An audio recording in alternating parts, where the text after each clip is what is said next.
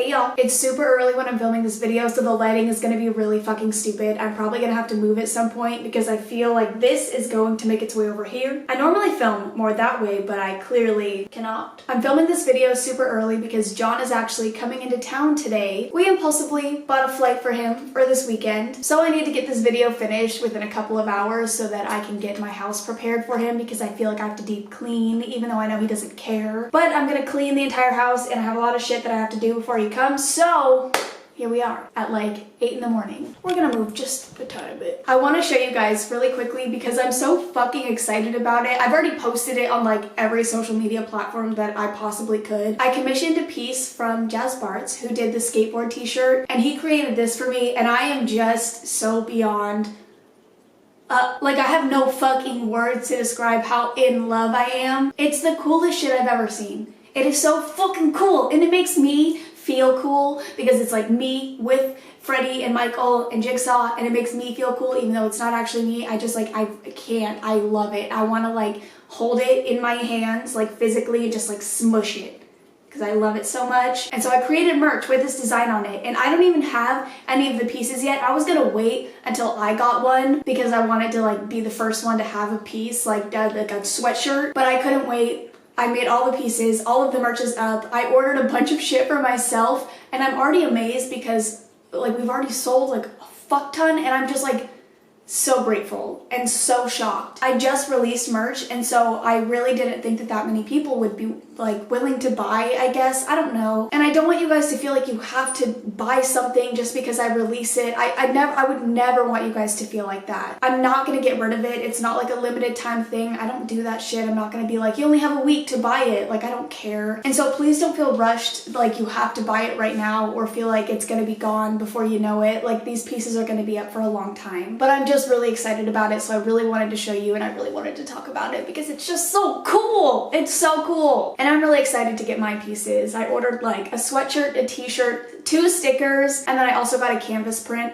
I got a canvas of the skateboard and a canvas of this new one. I'm gonna put both of them in my office, and I'm really excited. But okay, we're done rambling. We're gonna get into the video because I'm back and I have more Let's Not Meet stories that I'm really terrified to read. If you guys didn't see my video from Friday, we have a new subreddit. I'll have it linked down below. It actually works this time, which is very nice. So if you guys have stories that you were sending to my email or sending to me on social media, please put them on the subreddit because that's where I will find them. The first story that I found was actually the creepy kid at summer camp. So again, if you watched my video from Friday, you heard the story about the demon-infested summer camp. She mentioned in that video that there was like some weird kid who had harassed her at this camp and he got kicked out. She's like, if you want to hear the story, let me know. And we got the story, so we're gonna read that one first. But the title of this says, sexually harassed by a creepy kid at the demon-infested summer camp. What's up, y'all? It's that one bitch who unleashed a demon on her old summer camp. Okay, that was cringy. Remind me to never do that again. Also, coach, I know you said to only share the story if I'm comfortable. It still brings back some bad memories, but I'm doing better now, so I thought I would share it. Here's the cast. Butter, yours truly. Not me, not me, not Courtney. Butter is them, Butter is them. Dawn, victim number 2, also my friend. Turtle, friend number 3. Raven, Turtle's sister, who was only 6 at the time. Creep,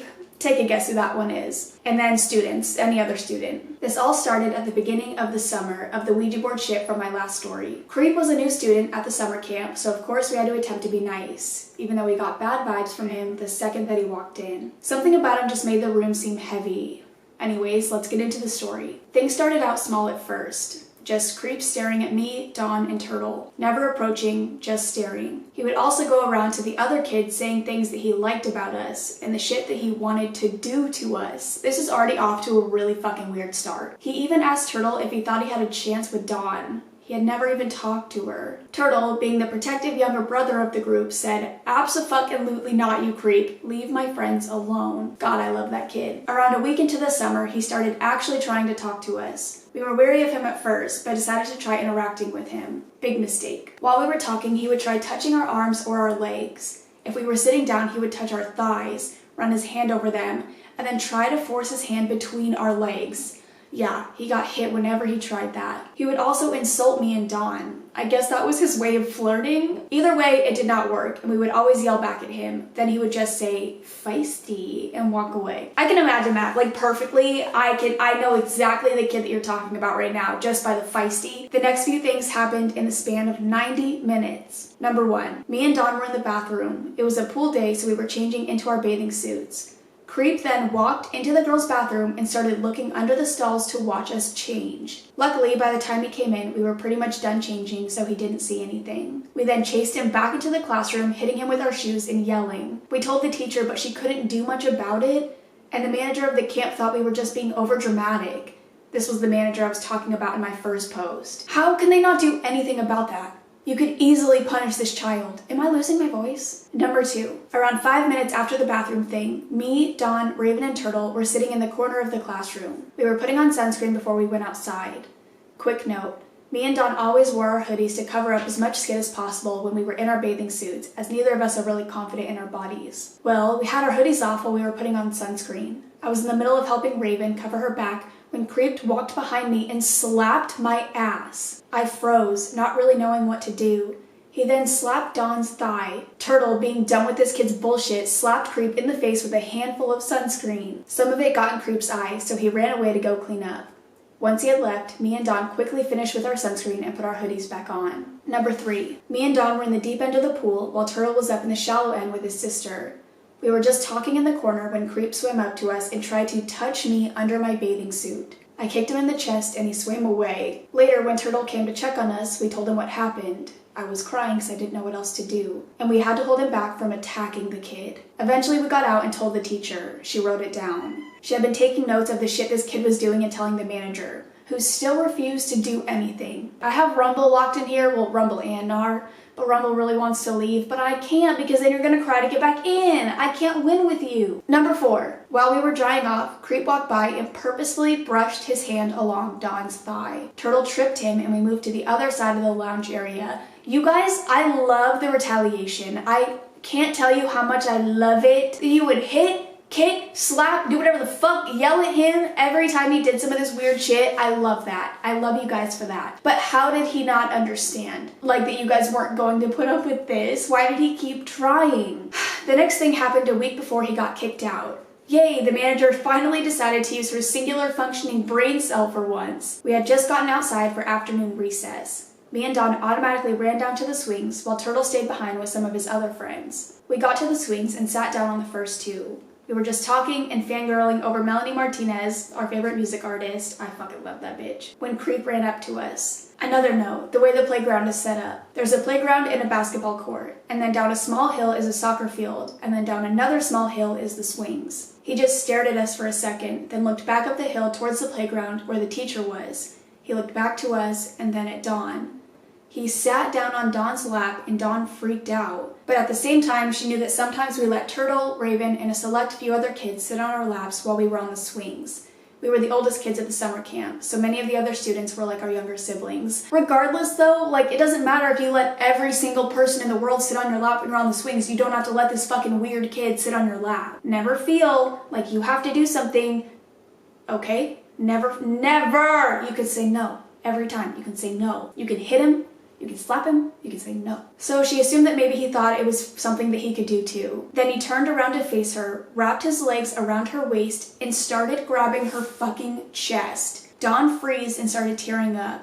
She later told me that something similar had happened to her before, but the outcome was completely different. The second I saw tears, I lost it. I stood up, grabbed this kid by the collar of his shirt, ripped him off my friend, and threw him to the ground, all while screaming, "Get off of her, you disgusting piece of human flesh." May seem slightly overdramatic, not at all. Like, you could have done more, and I would have been like, thank God. But I'm very protective of my friends. I then grabbed Dawn by the wrist and dragged her back up to the teacher. We explained everything, and we were allowed back into the building along with Turtle and Raven. Now on to why he got kicked out. I wasn't there for the first half of the story. I was at the front of the classroom helping the younger girls decorate one of the bulletin boards with Dawn. So this is what Turtle told me happened. Rumble, there's a moth. Like I talked about the moth in my last video, I think. But there's a moth in here and Rumble really wants the moth. He's on the ceiling. I named him Buster. Buster the moth because he's been here for a couple days. I don't think he's leaving anytime soon.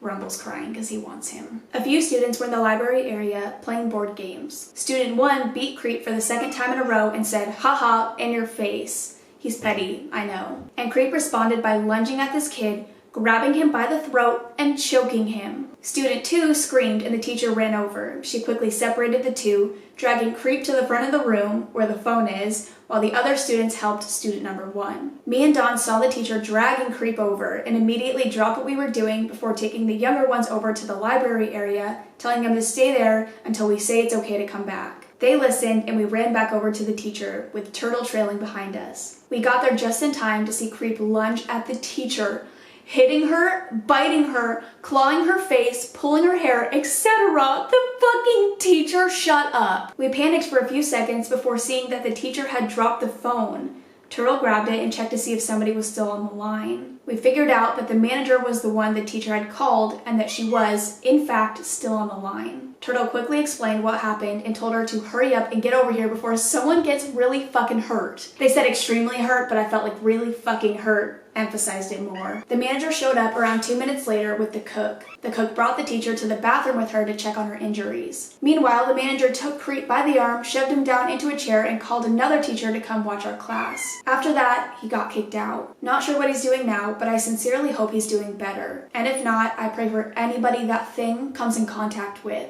I hope we never meet again, creepy kid. Just know, on the off chance you're reading this, I still fucking hate you with my entire heart. I hope you've changed, and if you have, then good for you.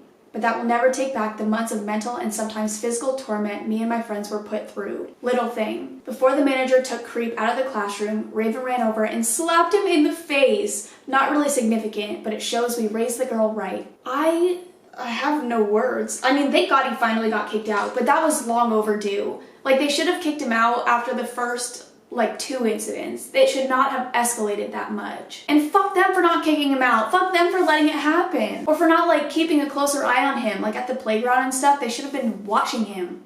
Watch it. And I'm sorry that you had to go through that. I'm really fucking sorry. But I'm glad you're in a place where you feel comfortable sharing it with us. I'm gonna kick Rumble out in about 2 seconds because he won't stop crying over Buster. I don't have the heart to kick out Rumble because he just really likes looking at Buster. So if you hear him crying in the background, I promise he's okay. He's just staring at a moth.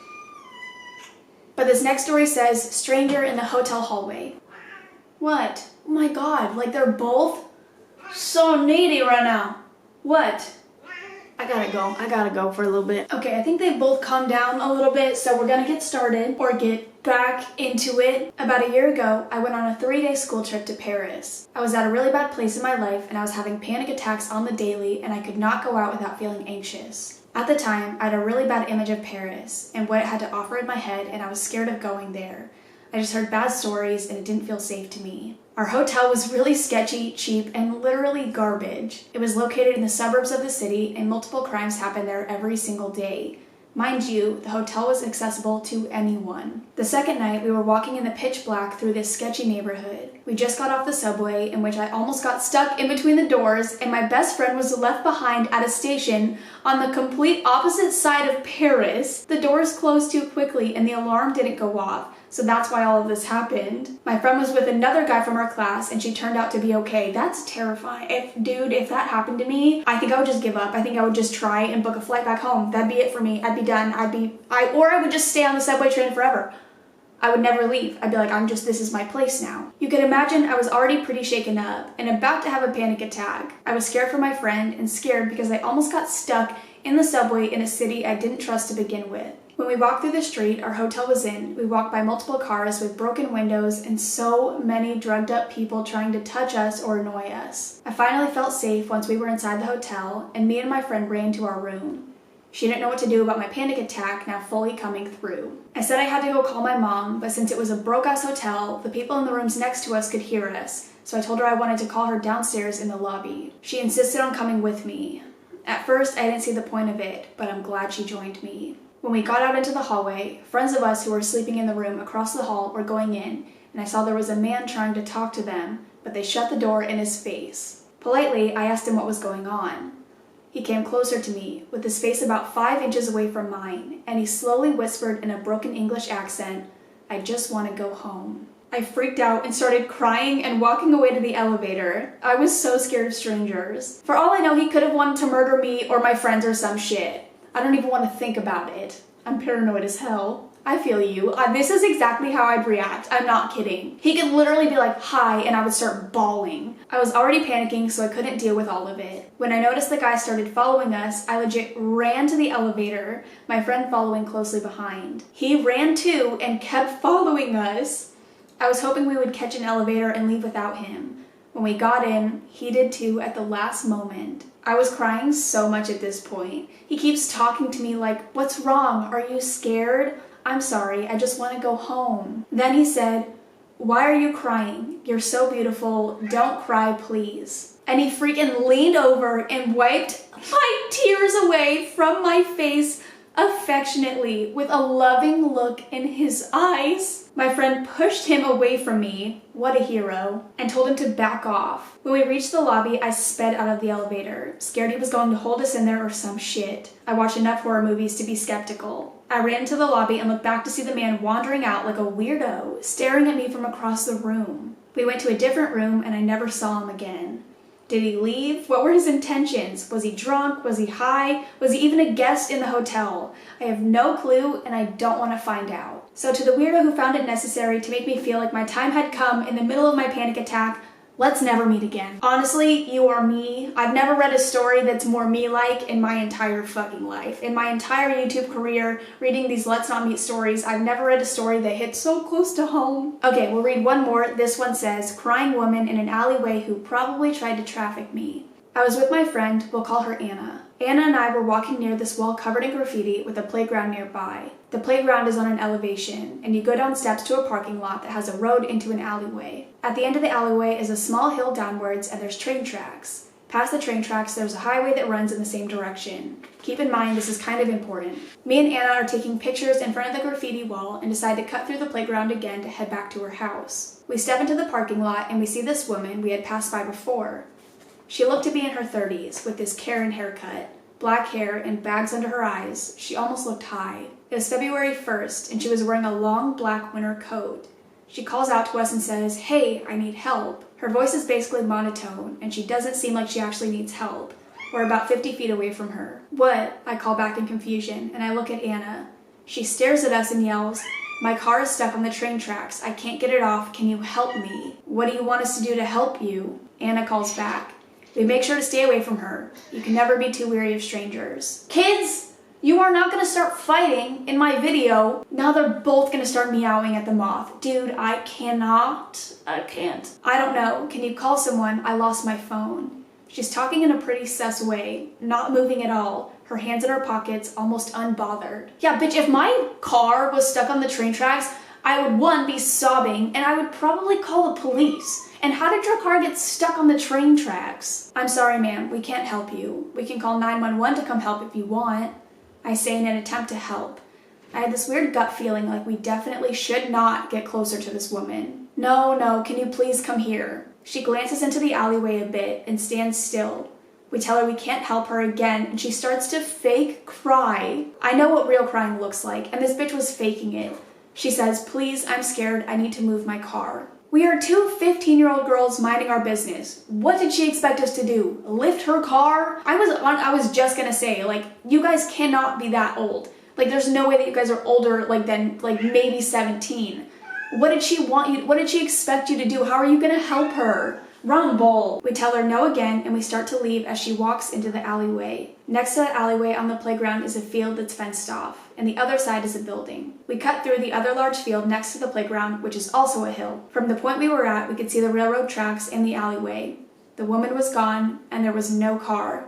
We book it up the field and down the street. We call the police to investigate and tell them everything that happened. There was no way to know if she was lying, even though she sounded like she definitely was. If she wasn't, we wanted the police to come and help her with her car. They told us they would call me back to ask more questions, but they never did. Why am I not surprised? Me and Anna walked home in silence, just shaken up. I don't think we were overreacting. A creepy woman who looked like she was on drugs is fake crying and asking us, two teenage girls, to follow her into an alleyway behind a building where no one can see us. We also thought about how the train tracks ran in the same direction as the highway directly behind it, which was on a very tall hill. There was no road intersecting the train tracks. How would her car have gotten stuck on there? What if there were men with her? What if she was trying to kidnap us or traffic us? There were too many possibilities to not be safe about it. And although we never found out what actually happened, the moral of the story is trust your gut feeling and never go help a crying woman in an alleyway. No matter how much you want to help someone, the world we live in today, it's most likely a ploy to kidnap someone. Stay safe. So crying woman in an alleyway who might have wanted to kidnap me and my friend, let's not meet. No, honestly, I think you handled the situation like perfectly. I don't think you could have handled it any better than you did. I'm very glad that you did not go into that alleyway and that you did not believe that this woman's car was stuck on the railroad tracks. But that's all I'm gonna read for now. If you guys have stories that you want to share with me or the community, I will have the subreddit linked down below. I saw someone post something along the lines of like, I know I'm not supposed to post paranormal stories on here, but you can post whatever stories you want. I encourage you to post paranormal let's not meet stories so I can read them in these videos. I don't know where they got that from, but I want paranormal stories as well as like anything else you can think of. Any creepy stories, any weird creepy stories, I don't mind. I'm gonna go hang out with my cats who are being very, very obnoxious right now, but I love you guys. I will see you in the next one. Bye. Rumble just really wants to play with Buster. Do you want to see him? Buster's up on the ceiling. I don't know if you can see him. There's Buster. Buster's our new mascot. Our new channel mascot is a moth. Awesome. See ya.